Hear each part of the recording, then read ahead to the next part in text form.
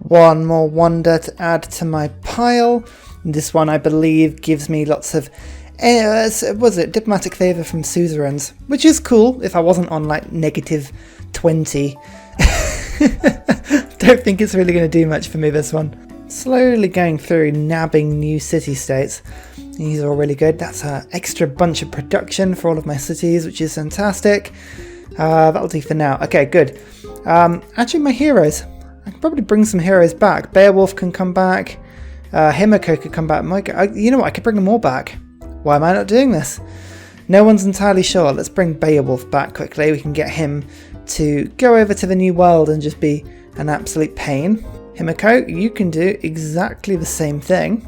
And I'm sure I've got some unclaimed desert somewhere that I can populate. Oh look, yeah, near Mumbai. Perfect. There's loads of places near there. The chicken pizza. Look at it. Love all the brickwork on this one. It's really, really, really cool. Plus all the plants sort of get grown around it and little pathways up to it. Look at that little path down to the river. Oh, that's really sweet. Starting to slowly get tourism up. I've just about recovered my luxury resource monopolies, but again, that's still a little bit of a problem. Oh, look, computers. That is a wonderful bonus for me. Plus, I'd love to be able to put more districts down in my capital. The University of Sankor. This is what you get to do when you have an entire continent to yourself, by the way. You're just building, building, building, building, building. This is a really weird one because it gives you a lot of science and faith, but it's because of the sort of desert adjacency, you never really get to build it that often, or if you do, you have to sort of very specifically work through it. Here it is, Cristo Redentor. This just gets rid of the enlightenment penalty that I have on my religious tourism to people. Just will speed that one along quite nicely for me. Again, all of my world wonders are giving me tourism just by existing as well, which is quite nice. I have to say, these barbarian navies are absolutely terrifying. There are just so many of them. Oh my god. And the problem is, even my frigate fleets can't actually kill them in one hit, so I'm having to engage with them properly. Oh dear, I need more navy. More navy indeed. Nobel. Nobel's really good. Not only does he give plastics, but he also gives a bunch of great people points. Really useful to get writers, artists and musicians if you haven't been getting money points, and nobody else really has as well. These barbs are, I mean, they are everywhere. I mean, the islands are churning out like 4 or 5 frigates per turn. I've got huge fleets of frigates. I just can't get anywhere near them. I'm going to have to upgrade to battleships, but I don't want to. The reason being, if I upgrade to battleships, then it's kind of like I'm challenging the barbarians to one-up me at that point. It's like, yeah, look, I've got them. Don't you want to spawn battleships at me as well? Because they will. They absolutely will do it. Potato Palace. Look at it go up. I always like this one, the extra policy card you get. Put the governments down, that's really good. I'm just about to get democracy actually as well, which will stack really well with this. I need as many policy cards as I can to just drive myself to the end of the game. The biggest problem I'm getting is I'm actually struggling to bring army over because of this. I mean, look at the colossal amount of barbarians that just spring up between.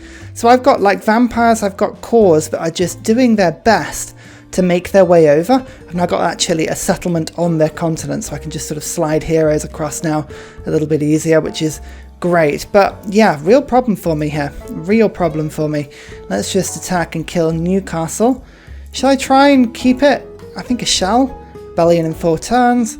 Not on my watch if I just stick you over. Oh no, that's not where I wanted to put them. There you go, into Newcastle. That gives my count a little bit of time just to level up and to heal itself. The bombard can become an artillery, which is a fantastic upgrade. I can quickly just see if I can squeeze out an observation balloon, and I've also got some city defense just to take care of some of these last units. So let me introduce you to the tale of this settler. It all started in This Game Sucks, where he was birthed. Proud parents looking over him. They stuck him on a hill for 24 hours afterwards to see if the cold would make him perish, but he survived in the true Ryan way. He was shipped on a railroad all the way over to this western coast, where he was brought over to civilize against the barbarian swarms that were plaguing Volcano Town. Alas, he was taken captive by a nasty barbarian, to which case a comical sort of shuffle chase appeared, where every time I got closer, he went bub, bub, boop, boop, boop, and then he was ferried to this barbarian camp on the coast. That camp became one just under this volcano, that one then became one just on this side of the volcano, and now he's here, but with some clever vampire and anti-tank core shuffling, I finally have claimed him back. Oh my god, that probably was about 40 turns worth of chasing, I joke you not. Democracy! Here we go. This is fantastic. This has got all the policy cards that I'm looking for, really. Total war and logistics are good fun. Let me just stick wonders over into this place. But I am building a ton of tanks at the moment. I don't really need to rush them, but I quite like the idea of getting lots of tanks. I don't know why. It just tickles me. Okay, so culture industry, heartbeat of steam. These are really, really good, but there's all kinds of other bits and pieces I could be incorporating in that would make my life a little bit easier. New deal. 44 amenities and 88 housing. That definitely has got to go in. I think we'll go for Raj as well, just to give a little boost to a little bit of everything. Wonderful. Okay, this should give, oh look at that, 421. The amenities of my capital have somehow now just, yeah, -1. That's so much better than it was. Oh, Eiffel is going to attempt to boost as many wonders as he can. First of all, the Bolshoi Theatre. Look at little crane. Little crane's doing its best. I mean, I'm not entirely sure what it's doing apart from just raising and lowering a piece of brick. I mean, we won't complain. Conservation, nuclear program, actually those two are both really, really good. And now the Hermitage is being built. Wonderful. Barbsnack has already got a +10 bonus from killing Australian troops, but I think we can just increase that one a little bit. That's now a nice +11. Just going to quickly pick up Bandar Brunei as well as Muscat. That'll give my gold a little bit of a boost. Yeah, look at that, 400 per turn now. As quick as I can, I'm building the war department. 20 health every time I kill a barbarian. That's the difference between my vampires being able to just continually attack and not. Oh my god, these boats everywhere. Why? Ugh, it's this barb encampment has just appeared from nowhere. Ugh. Just having to buy random tiles for visibility just to stop them from doing it. So this is a vampire attack where we've got Himiko and 2 great generals boosting my vampires. 124 strength. You can see that's pretty damn good. Oh, yes. These are Renaissance walls and I can just bash myself into them for no damage really on my own health. That's pretty good. I also have an artillery army that can just go bump. Okay, I should have done that in the opposite order, thinking about it, but never mind. Oh my god, I've actually managed to stumble into the World Congress with 10 diplomatic favour. That means I get a double vote on something. Gonna vote for great engineers, and I'd like trade routes for myself. I don't think we'll win either of those, but that's fine. Oh no, don't tell me. Is it the same city again? Oh my god, it's gone off again. This poor city. Anyway, no points towards great merchants. Oh, people are so dull. Surely they want more corporations. Quickly settling this city here. Okay, Newcastle we're slowly fortifying with more loyalty, but again, it's all about just keeping the barbs off my back as I attack Australia. Here's the artillery. Bam, that is the war gone. No one knows where the war went, it just seems to have vanished into the night. And there's Canberra. Oh, in fact, Colossus and the Great Lighthouse. Some wonderful things. And is that a settler over there I see? Eiffel gets to work. Oh, next turn for the Hermitage. Let's just get Michelangelo ready to go. So I built the Ruhr Valley down in one of my... I think this is actually one of my original tundra cities that I had a big barb problem in to start with. I like the Ruhr Valley. People go on about this as being the most fantastic wonder in the game. It's a good one. Don't get me wrong, the production potential is pretty massive. Not only do you get the mines bonus, but also the percentage bonus on top of that. But people forget, if you're good with amenities, you get this sort of bonus with all of your cities. It's always worth keeping an eye on amenities. And there is the Hermitage. As I say, I've had Michelangelo stood outside, ready to just... He's feeling artistically inspired, but he didn't feel like he could just quite make that piece of artwork until he could really see the place he was going to put it. It was a difficult thing for him. But I'm finally starting to get a little bit of culture, and now the government penalty is a little bit annoying, but my monopoly bonus is doing pretty well. Oh my god, would you get off this frickin'... Oh, sorry. Sorry, the barbs are causing me issues. Now look, both of these ones have just put, and there's another one here. I killed about 4 off this island and they immediately put down. This is my problem. People are like, oh, why don't you keep visibility on the islands? It's impossible to do it because literally you take your eye on it at 1 turn and the mod's like, oh yeah, that sounds like a good place. Oh no. I'm whinging. Really, I should make it clear. I love this mod so much. That is the war department built though, which means that now I can actually start to heal my units by attacking with them. This is what I've been waiting all game for. This is where I just change the flow of it. This naval combat, for instance, that's been going on for turn after turn after turn after turn, I can start to actually heal my units up by getting into naval scrapes and killing people. And look, oh yep, here we go. Killing barbs is now healing my boats. Oh yes. It makes killing these like silly warriors really important because every time you can just heal your units further and further. The Kotukin, very nice. I very rarely build this one actually because quite frankly it sucks, but it's a cool looking wonder when it is built. Oh, I love the statue on top, it's so cool. The lights, really, really pretty. And look, warrior monks, yay! Yay! Aren't I excited to see these guys? I'm not really. I can make an army out of them, but quite frankly, I mean, still only 57 strength, and yes, it's got a promotion tree, I realise that, but still, they're so underwhelming for me. I wonder how much nuclear material we've got, uranium. Some down in Death Valley, that's quite good. And down in the freezing depths there, and oh, under the Oracle. So I got some of that. That's pretty good actually. Normally I'm used to owning like an entire continent and not picking up a single piece, so I'll take that. That's pretty useful. I have Australia's capital, so I'm going to make peace with them.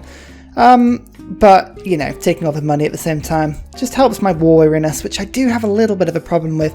Plus, it means I can get open borders immediately. 4 gold per turn. Yeah, go on, man. And I can immediately look to get a trade route to their lands because I am massively cheesy like that. So I built a tank army which is 102 strong. I believe that means my vampires are now, yep, 102 strong. That's crazy, crazy strong. Question is, what do I do with a 102 strong tank? Well, the answer is kill barbarians with it, because of course I am. My vampire officially was bombarded for 1 damage by an encampment. Yeah, we've reached the stage officially where my vampires are unkillable. Look at that, everyone just charged in, healed my vampire to full there. This is what between turns looks like for me.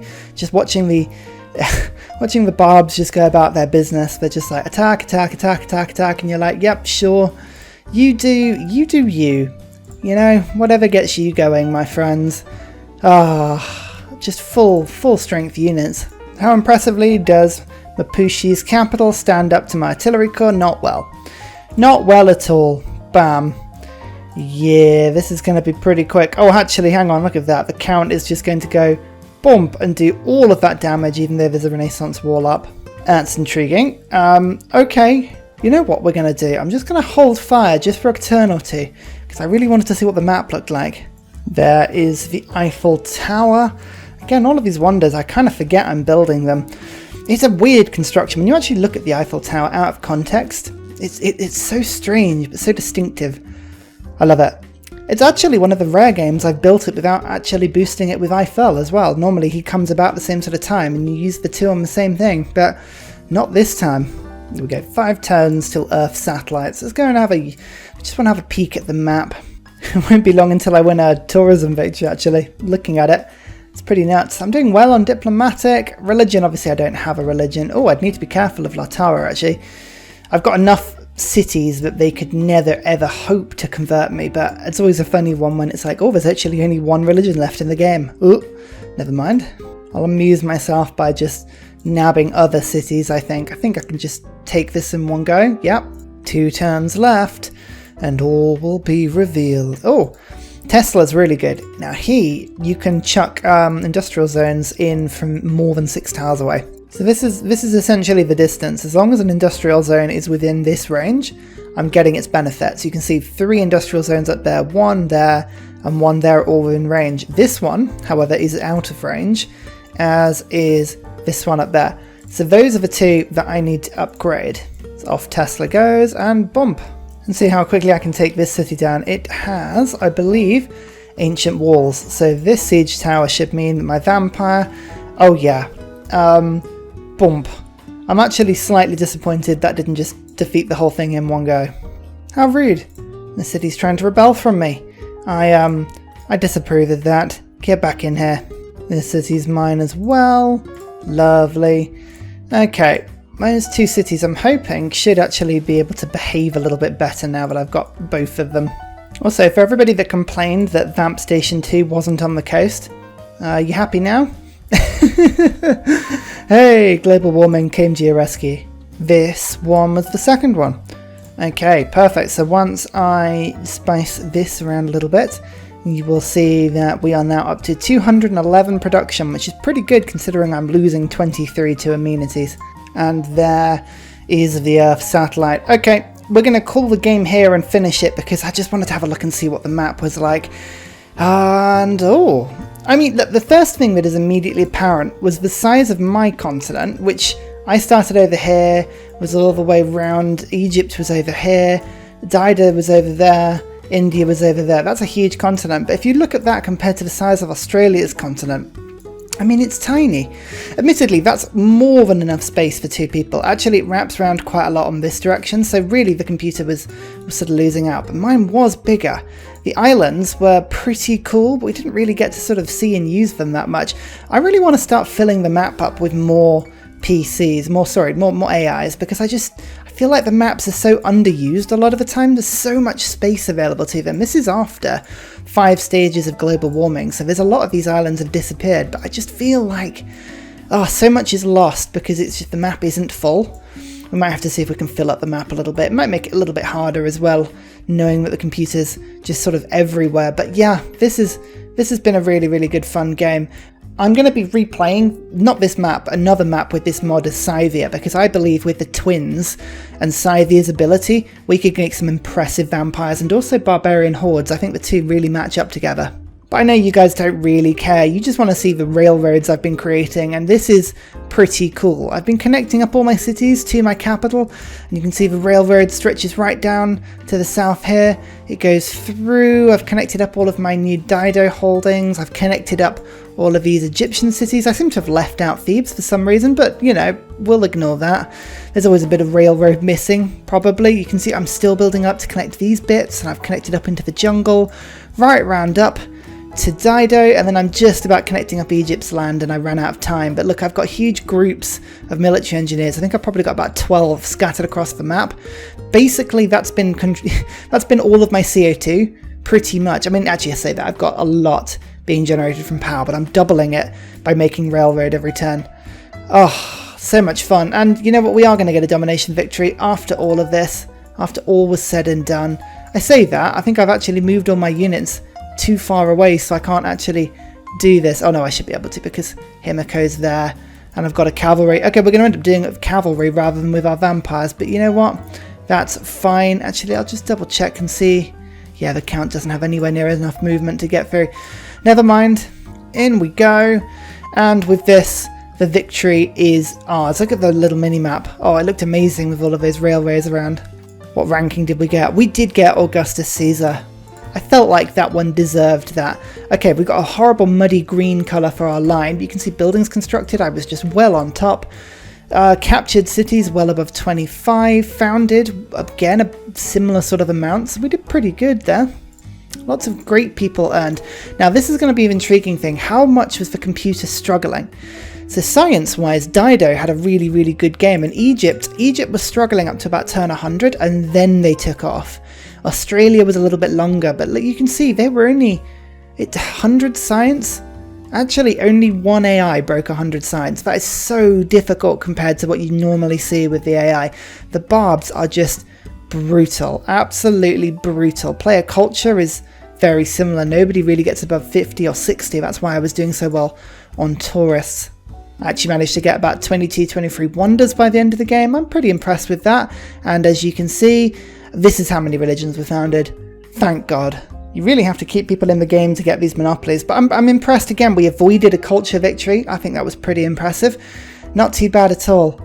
Oh man, I mean, look at the mini-map. It's so cool, just like this sort of veins all across. It's like a kidney, this continent. I mean, I've still got things to do. This continent, or this city needed to be connected, but you know what? I like this. This game was amazing. We constructed just the most beautiful city. Oh, this game really, truly does suck. And finally, a very special shout out goes to Scott Stratton, Major King Kong, Matthew Wilkinson and Salty Tech for all of your support on Patreon, as well as everybody else who's joining the community and making this place a fantastic space to be. Thank you guys, you keep me going.